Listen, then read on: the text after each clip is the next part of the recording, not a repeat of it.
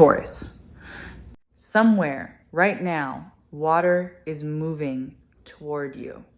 Not the kind you can see with your eyes, not yet. But if you sit still for a moment, if you let the noise of the day fall quiet, you can feel it, a low, patient pull underneath everything, the sensation of something gathering weight as it travels. Stay with that feeling. It is not invention, and it is not wishful thinking dressed up as hope.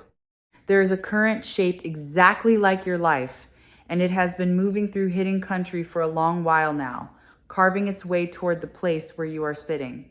I want to trace that water with you today, from where it began to where it is about to spill open. Not to promise you the impossible, but to show you what my intuition keeps returning to when I quiet myself and reach toward your energy. And what it returns to again and again is the image of a person standing at the edge of a dry riverbed who does not yet know that upstream the rains have already fallen.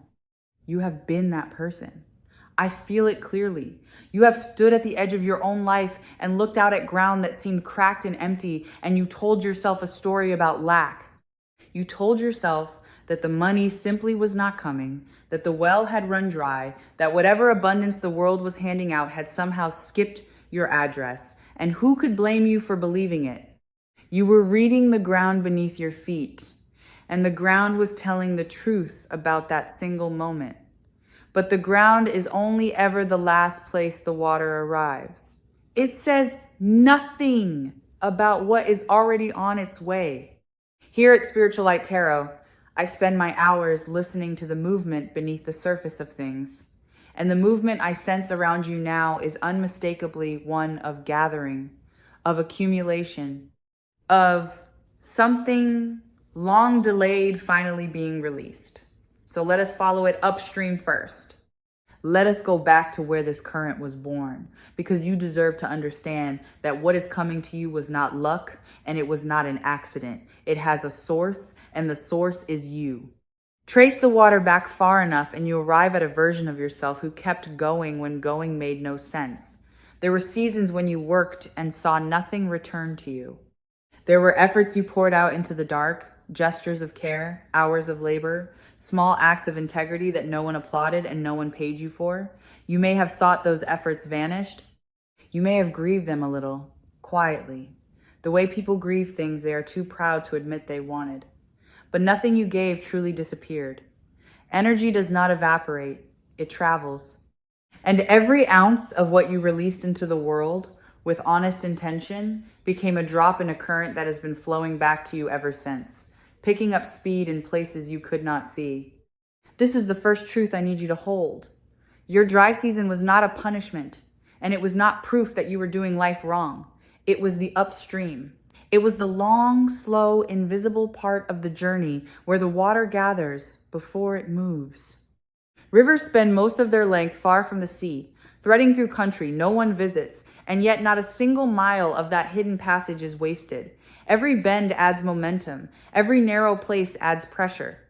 What looked like your years of nothing were actually the shaping of everything. I sensed there was a specific stretch where you nearly gave up on the idea that money and ease could ever belong to you.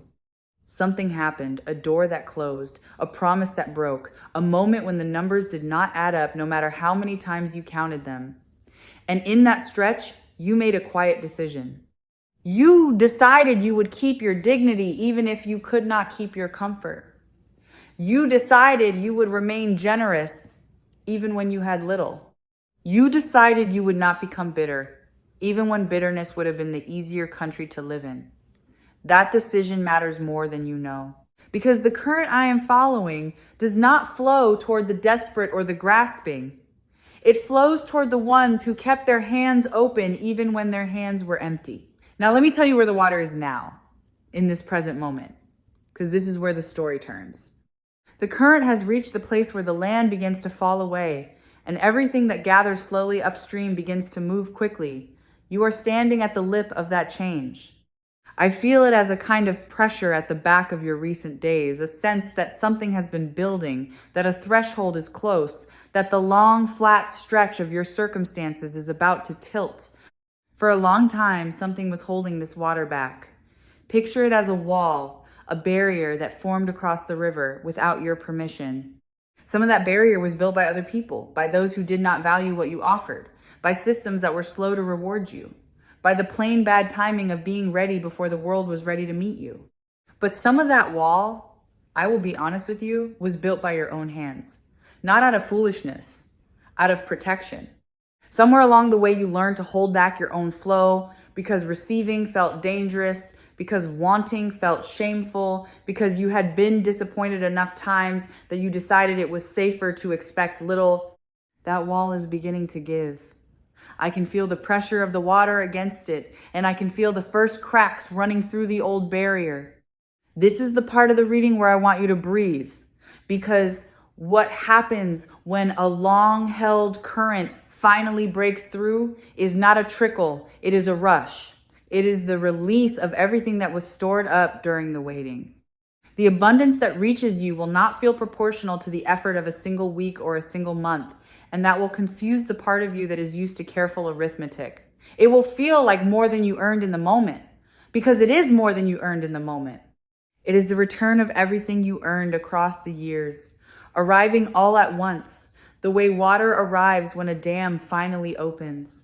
Let me describe the shape of how it comes, because abundance rarely walks through the front door announcing itself. The current will find the lowest, most open channels first, which means the money will reach you through the places where you have been most receptive, most willing, most unguarded. Watch the edges of your life. Watch the conversation you almost did not have. Watch the opportunity that arrives wearing ordinary clothes, looking at first like an inconvenience or a favor or a small ask, and only later revealing itself as the doorway it truly was. I sense there is something owed to you. It may be money in the literal sense, a sum that was promised and delayed, a return on effort that stalled somewhere in another person's hands, a value you created that has not yet found its way back to your pocket. But it may also be recognition that converts into money, a seeing of your worth by someone with the power to reward it. The current is carrying both. And I want to prepare you for the fact that the timing will feel almost improbable, as if a knot you had stopped trying to untangle simply loosened on its own while you were looking the other way. There is a particular quality to this incoming abundance that I need to name, because it will help you recognize it. It arrives soft, and then it arrives fast. First, there will be a sign small, easy to dismiss, the kind of thing you might chalk up to coincidence, an unexpected message, a number that comes back better than you feared, a person who thinks of you at exactly the right moment. Do not dismiss the small sign. The small sign is the first water reaching the dry bed, and where the first water goes, the flood follows. Your task in that moment is simply to receive it without immediately bracing for it to be taken away. Because that bracing, that ancient flinch, is the last remnant of the wall. I feel how deeply you have trained yourself to distrust good news, to wait for the catch, to enjoy nothing fully in case enjoyment invites loss. That instinct kept you safe in leaner times, and I honor it for the protection it gave you. But the leaner times are ending, and the instinct that protected you in scarcity will only shrink your experience of abundance if you carry it forward. So this is the inner work the current is asking of you. To let yourself want, openly, without shame. To let yourself receive, fully, without the reflex, to minimize. To stand in the rising water and, instead of running for higher ground, to finally get wet.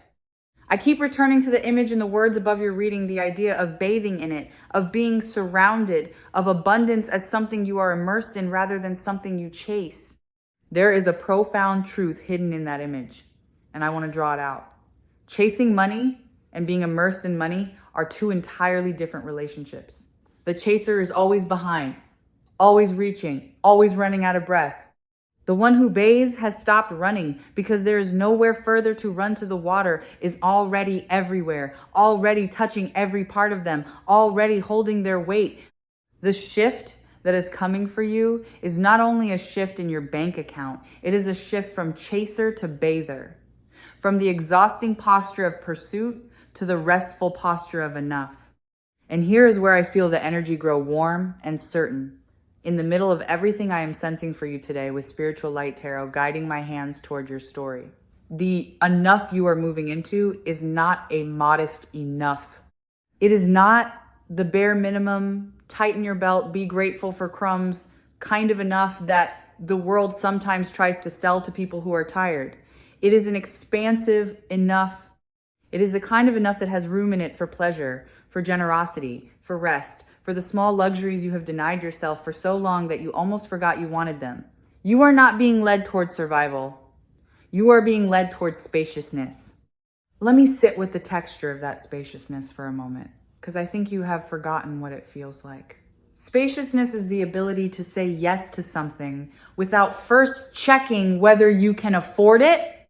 It is the quiet that comes when the low-grade hum of financial fear finally switches off in the background of your mind.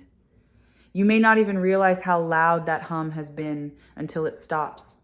So much of your energy has been spent managing scarcity, calculating, postponing, choosing the cheaper thing, declining the invitation because of the cost, lying awake, doing math you already knew the answer to. All of that spent energy is about to come back to you as freedom.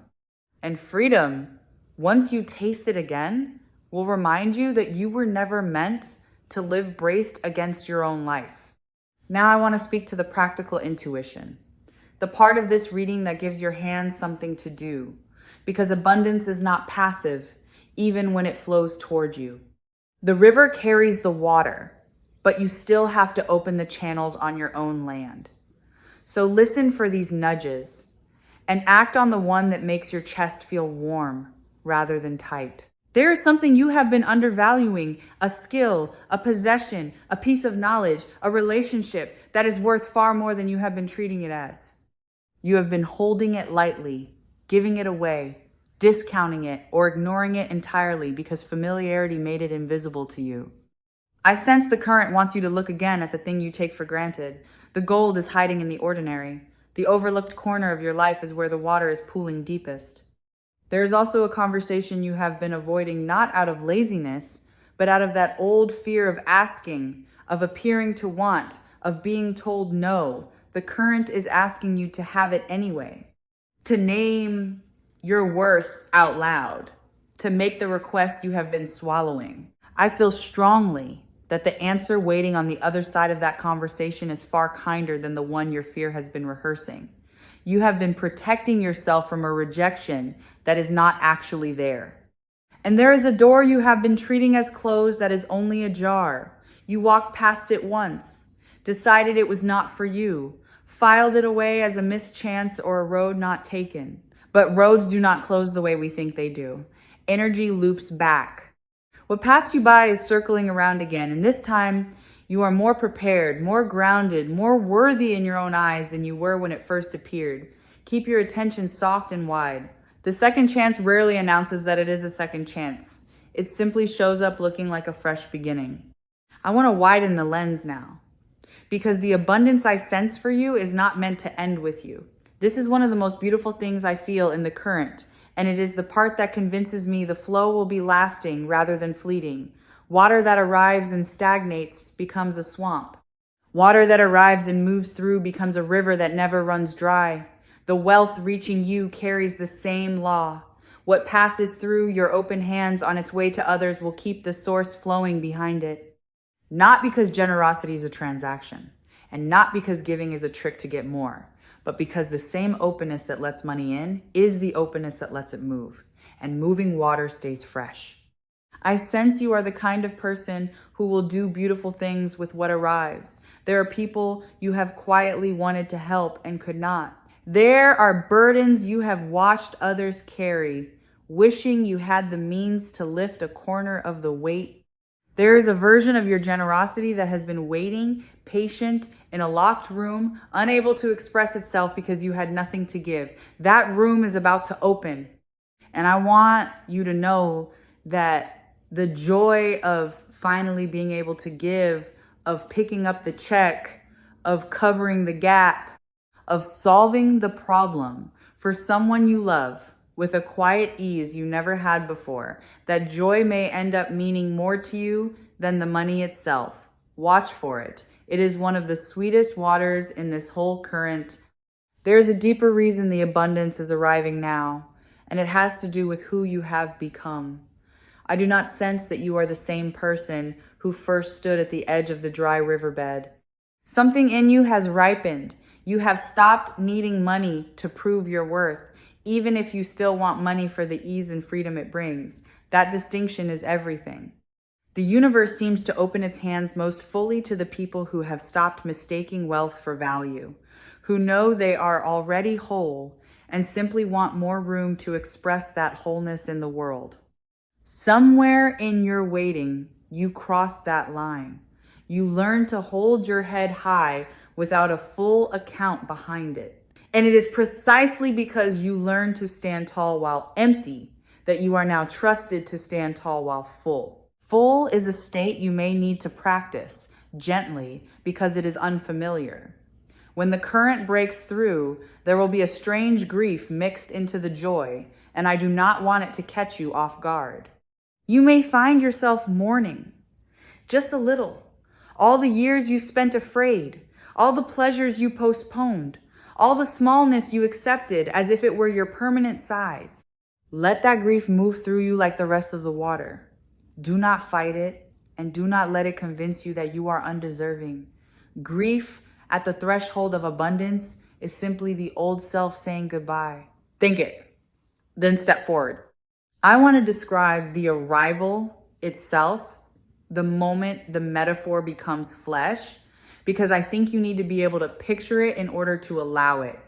Imagine the dryness you have known, the tightness, the counting, the careful no, and then imagine that dryness being met by warmth. Not a splash, not a shock, an immersion. Imagine lowering yourself into a life where the fear of not enough has been rinsed away, where you can rest your full weight against the surface of your circumstances and be held. Imagine what your shoulders do when they finally stop bracing. Imagine what your face does when the math stops. That is the bath the words above your reading are pointing to. Not the crude picture of coins and bills, though those will come, but the deep, sensory, whole body experience of being surrounded on every side by enough and then by more than enough. And here is the part that I feel with the most certainty. The part I would stake my intuition on. This is not a single windfall that arrives and then leaves you dry again. The image of the current matters because currents continue. A single lucky payment would be a puddle. What I sense around you is a river, a changed relationship with abundance, a new default, a shifting of your entire baseline. After this threshold, the question in your life stops being whether the money will come and starts being what you will do with the space it creates. That is a different life. That is not a better week. That is a new topography. I keep sensing your hesitation though, and I want to speak to it directly because it is the one thing that could slow the water even now. Part of you is afraid to believe this. Part of you has been disappointed by hope before and does not want to be made a fool of again. I understand that fear intimately, but I need you to hear the difference between hope and knowing. Hope is a wish thrown at an uncertain sky. What I am describing is not a wish. It is a reading of a movement already underway, water already in the channel, momentum already committed. You do not have to believe hard enough to make it happen. It is happening. Your only task is to not slam a door against it out of an old habit of self-protection. So let me give you the posture that opens the door widest, because your receptivity is the last variable, and it is the one entirely within your control. The posture is not frantic action. It is not manifestation forced through gritted teeth. It is a relaxed, expectant openness, the inner equivalent of leaving your palms turned up instead of clenched. When an unexpected good thing arrives, say thank you and keep it, rather than questioning whether you deserve it. When someone offers you something of value, accept it cleanly, without the reflexive discount, without insisting they should not have. When an opportunity brushes past you, turn toward it with curiosity instead of flinching from it, out of the assumption that it cannot be meant for you. Each of these small yeses widens the channel. Each of them tells the current that the land is ready to receive. I feel that there is one specific area of scarcity you have carried the longest, one particular ache around money that has followed you through many seasons. Older than the rest, more tender than the rest. You know exactly the one I mean because it just surfaced in your chest as I named it. That is the ache the current is heading toward most directly. The universe has a way of routing its deepest gifts to the exact site of the oldest wound. Where you were most emptied is where you are about to be most filled. The place that hurt the most to lack is the place that will feel the most miraculous to have. Do not be surprised when the abundance arrives with a strange emotional precision, as if it knew all along where you were most sore. As the water rises around your life, you will notice your relationship with the future beginning to change, and this may be the most valuable shift of all. Scarcity does something cruel to the imagination. It shrinks the horizon, makes tomorrow into a threat, turns planning into a form of dread. You may have caught yourself avoiding thoughts of the future entirely because every version of it required money you did not have. Watch what happens when that changes. Watch your imagination stretch back out. Watch yourself begin to picture things again, a place you might live, a thing you might build, a trip you might take, a gift you might give, not as fantasies you punish yourself for wanting, but as plans you are allowed to make.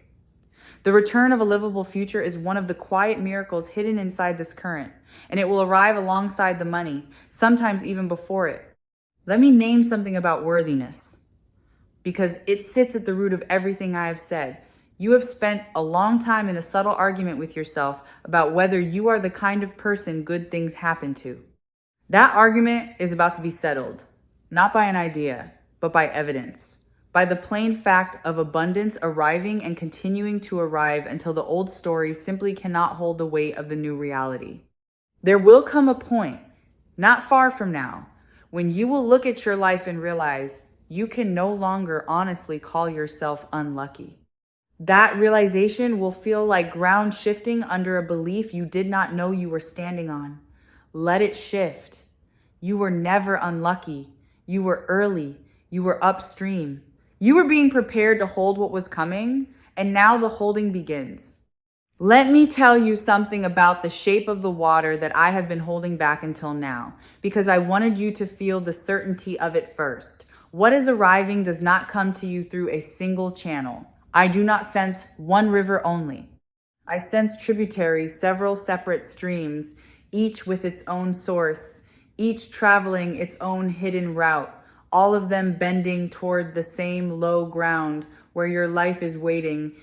This matters because you have been taught to pin your hopes on one thing at a time, to fixate on the single job or the single deal or the single stroke of fortune, and to hold your breath until it either comes through or collapses. That is not the pattern I feel around you. I feel a convergence. I feel more than one good thing finding you at once, from directions you are not watching, so that even if one channel narrows, the others keep flowing. You are not waiting on a single yes. You are standing at a confluence.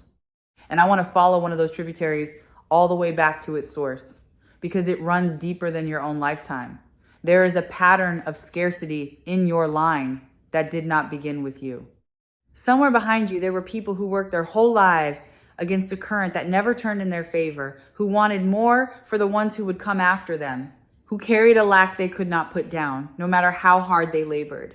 You inherited the echo of that struggle, a quiet, cellular belief that money is hard, that safety is temporary, that people like you do not get to rest, but inheritances can end. Patterns that took generations to harden can dissolve in a single life, brave enough to feel them and refuse to pass them on.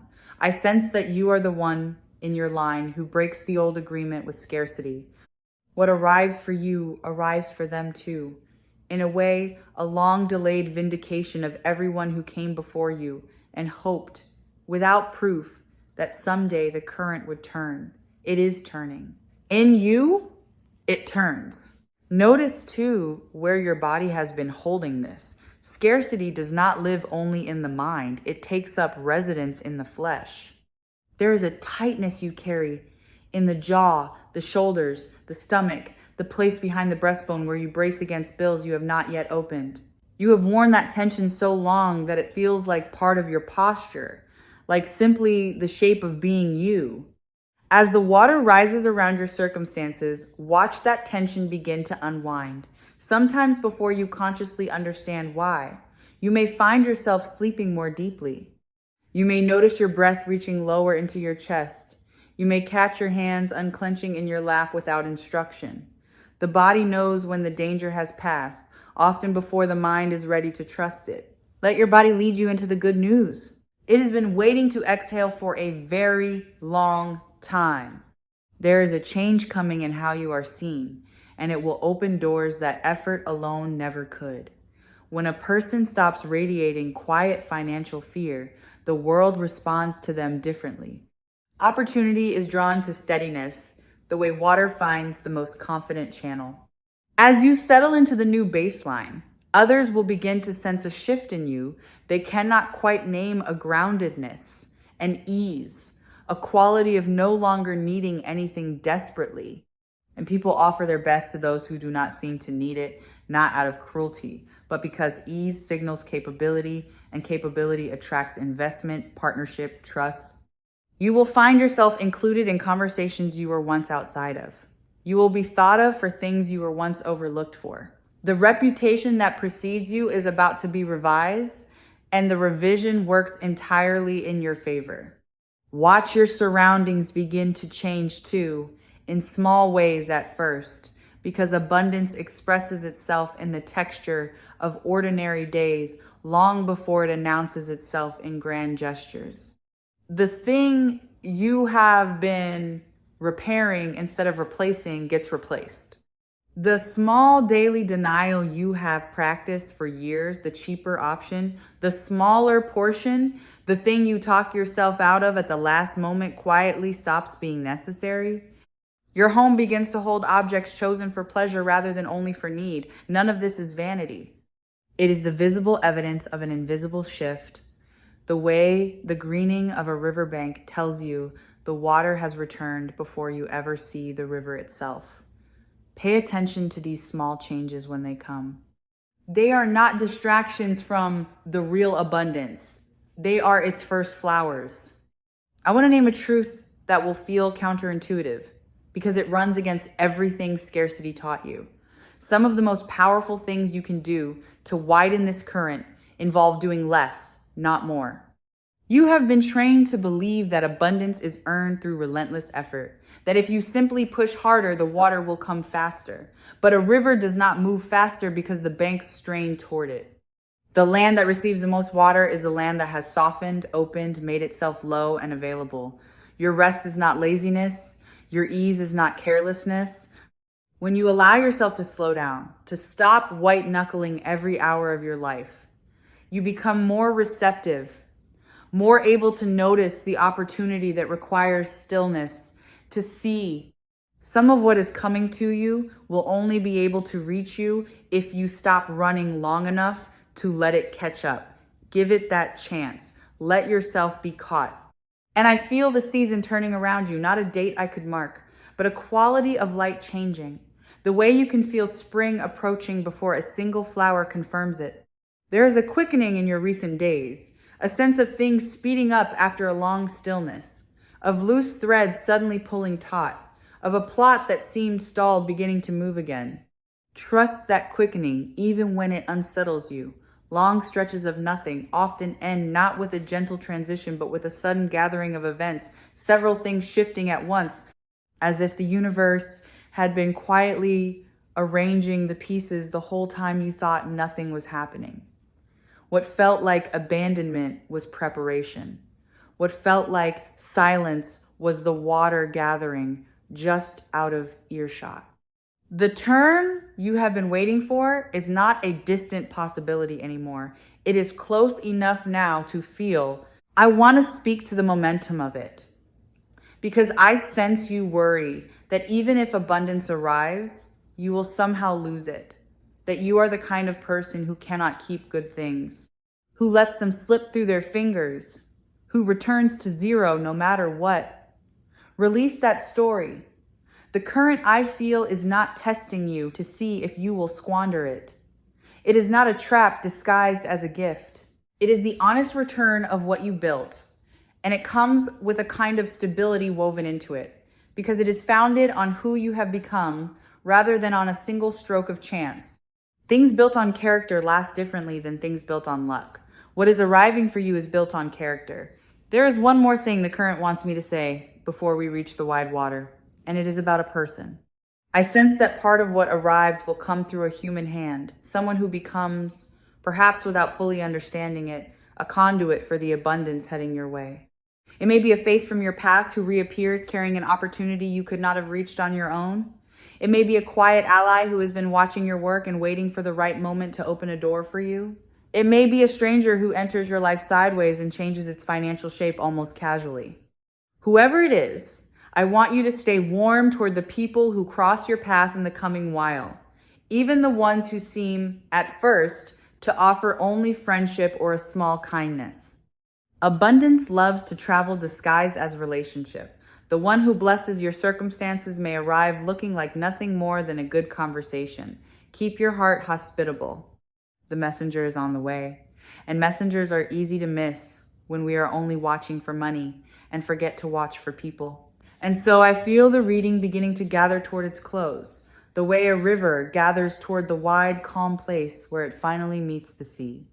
Everything I have traced today, the long upstream years, the wall that is breaking, the soft first sign, the rush that follows, the immersion, the generosity, the changed baseline, the healed ache, the returned future, all of it flows toward one simple invitation.